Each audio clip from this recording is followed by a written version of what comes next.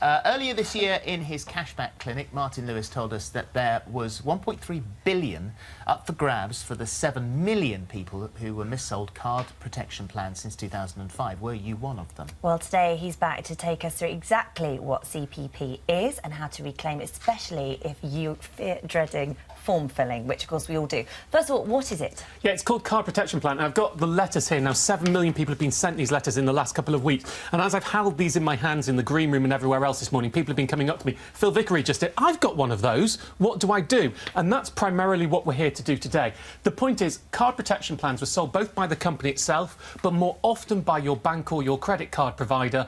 And there were two plans there. There was card protection that was supposedly to cover you in case you lost or had your card stolen and you were defrauded, and ID fraud protection in case your identity was nicked. But basically, most of that insurance was for something that you wouldn't really ever have a cost, because the bank would cover it itself anyway.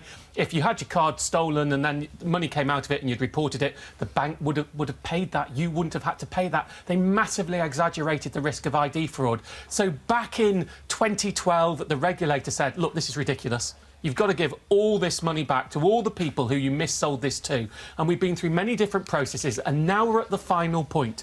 If you got one of these letters, obviously yours won't say sample on it. If you got one of these letters, if you fill it in, most people who fill it in were systemically missold and will get money back. Like how much? OK, so card protection plans cost roughly £30 and ID fraud costs roughly £80 a year.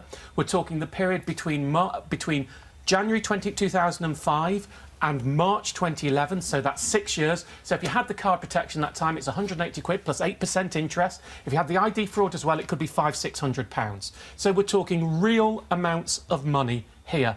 And basically what you have to do is fill in the form and tell the truth. OK, filling in the form, that's the dreaded bit. Yeah, filling in the form is the dreaded bit. The first thing is you're going to get two forms. You're going to get if you had both policies, you're going to get two totally separate forms. Now, one thing I do want to warn people about these letters.